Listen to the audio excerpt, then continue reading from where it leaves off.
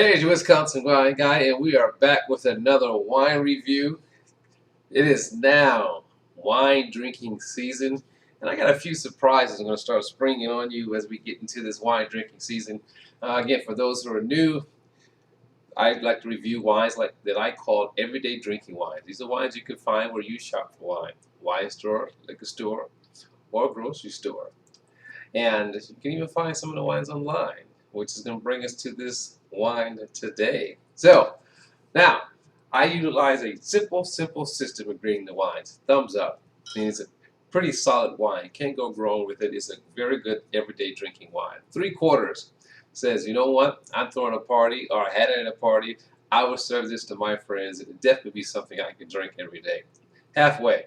Ooh, something about that wine just did not work for me. Doesn't make it a bad wine, but you taste it, let me know, and let the rest of us know that follows this channel what you think about the wine.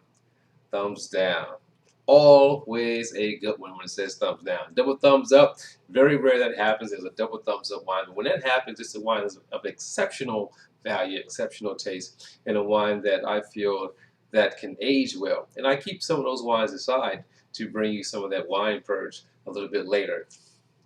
God spares my life. All right, so now here we go. As I said, I mentioned online for some of the wines, but this is a wine that does not come from Wisconsin, is not sold in probably your everyday stores unless you are from Montana. So if you're from Montana, you'll be able to find this wine from Hidden Legend. Hidden Legend making mead wines, honey wine. So they do quite a few different flavors of wine. Have a nice selection here of their mead wines, and I'm going to be getting some more here soon. But I want to introduce these to you. A good friend of mine introduced them to me, and I in turn now am going to introduce these wines from Hidden Legend out of Montana to you. This is coming in at, I'm going to be doing the Wild Elderberry mead, coming in at 12.5% alcohol. So this is what I'm starting off my wine drinking season with as we start easing into fall. I'm going to start mine off with some mead. And again, as I said, I'm going to start introducing you to different wines from all over. I just don't drink wines from Wisconsin. I just don't drink wines from Europe or other domestic states throughout the United States. I drink wine. Okay? Now, let's get us a pour. As you can see here, I have, again, I said I have a few of the wines displayed here that I'm going to be sharing with you, hopefully over this wine drinking season. So I have this is going to be the Huckleberry Mead.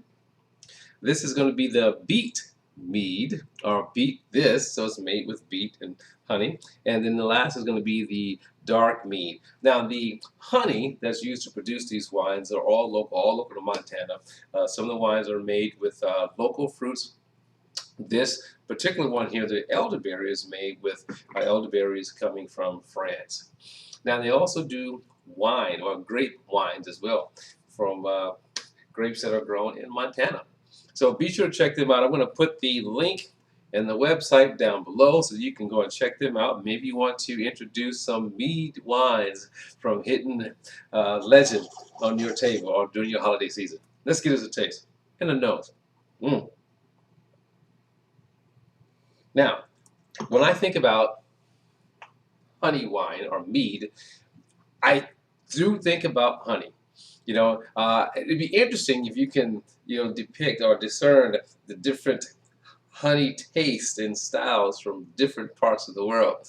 Well, I'm not at that level yet, but I'm sure that that takes place. But on the nose of here, aside from the elderberry fruit, you will pick up that honey in the back. Oh my gosh.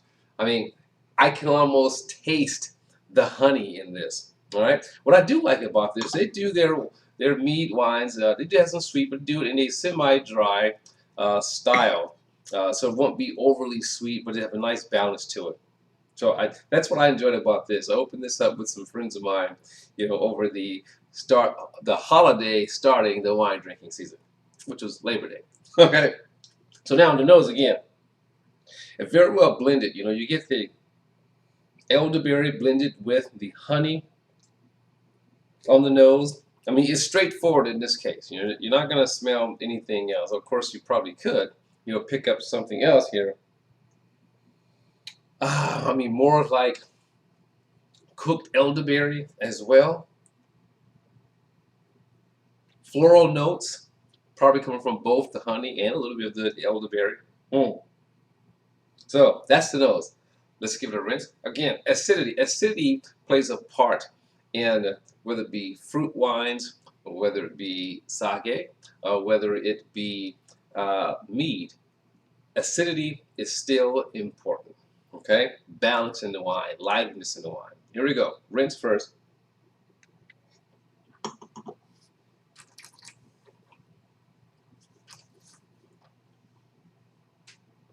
Oh, I have this nicely chilled. Okay, I like to have my meads chilled, and I myself, again, I like drier meads over sweet meads, but I would drink a sweet mead if it has a nice balance to it.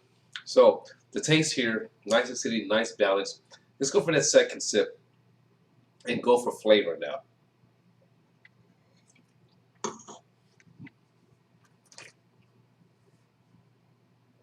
Wow. So this has a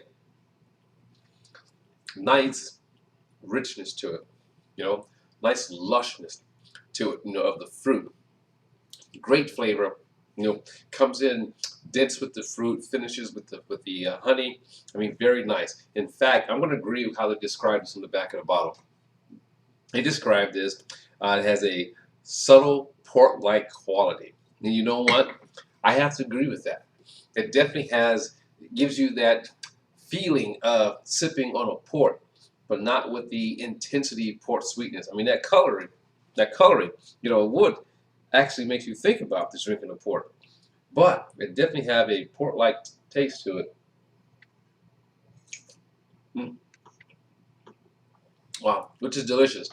So, for the hidden legend, elderberry mead, ooh, again, it comes in with that density of fruit. I like that, but it finishes with a subtle dryness. Not like you get with a port that just can be dense and sweet and chewy and heavy all the way through, but can still be enjoyable.